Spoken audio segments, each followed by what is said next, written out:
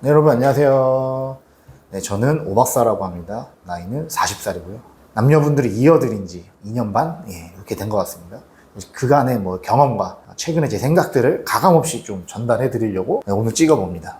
안녕하세요. 저는 여매니저라고 합니다. 네.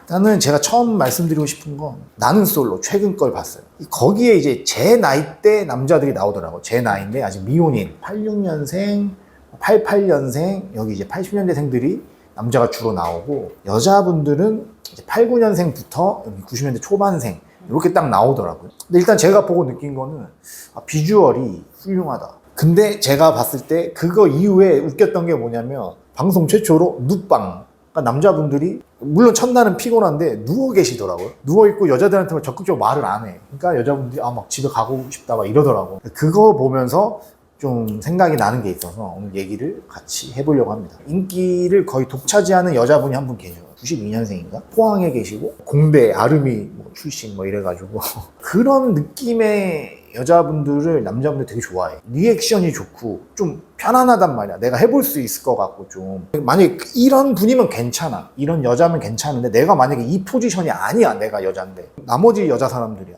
여자분들이 그냥 아무 성과 없이 돌아가는 경우가 되게 많다. 그리고 나중에 인스타 보면 미용실 협찬 이런 거 하고 있고.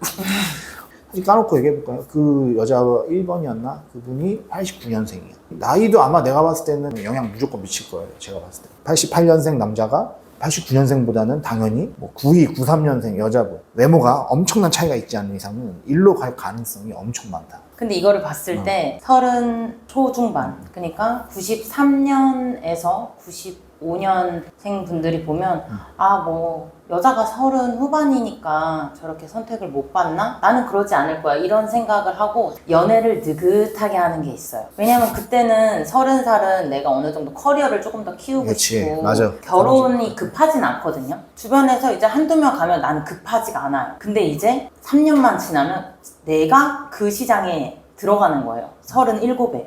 진짜 놀라운 건 97년생에서 01년생 분들이 요즘에 많거든요. 근데 그분들은 허들이 없어요. 그냥 저희가 만나보라고 하면 네 만나보겠습니다 하러 그냥 나가고 만나서 밥 먹고 아니면 죄송합니다 하고 이제 다른 분 매칭 받고 그러면서 기회가 엄청 많거든요. 한 90년대 초반생이야. 예를 들어 한 92년생 남자다. 그러면 95년생 만나도 난 베스트 나쁘지 않다고 봐. 3살 차이니까. 그런데 그렇게 따지는 거나 이렇게 피키해 보이지가 않는 거지. 까다롭지가 않아 보이는 거고 리액션 좋고 밝다? 남자분들이 이쪽을 갈 가능성이 사실은 많다.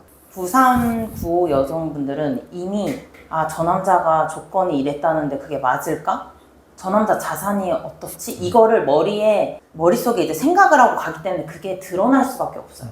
네, 그리고 97 그 어린 여성분들은 그냥 가서 만나는 거야.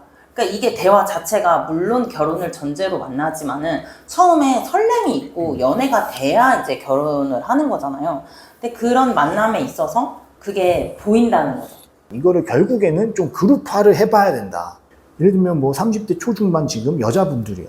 그럼 여기서는 사실은 어떻게 봐야 되냐면 본인이 유리한 판을 찾아야 돼. 유리한 그룹. 제가 봤을 때는 좀 유리한 매칭은 어떤 거냐면 80년대 후반생 남자들인데 좀 뭔가 경제력이나 좀 이렇게 해서 좀 여유가 있고 좀 뭔가 장점이 있고 외모나 피지컬 이런 게 있고 그런 분들을 만나면은 이 그룹상 괜찮지. 여자분들 입장에서 본인의 직업이 좀 좋아. 예를 들면 전문직이야. 소득도 지금 나쁘지 않아. 이러면 최소한 저 정도 되는 직업인 분을 원해요.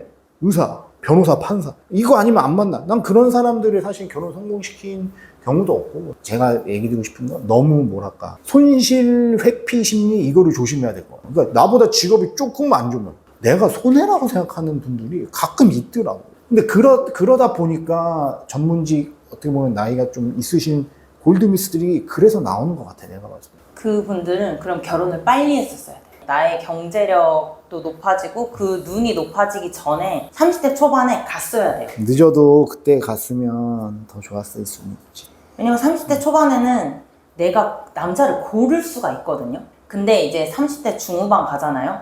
그럼 내가 30대 초반에 고민했던 남자들은 이미 다른 여자가 채갔어. 그 가능성이 매우 높아. 이게 되게 묘한 어떤 본능적인 시장인 것 같아. 결국에는 남녀라는 게.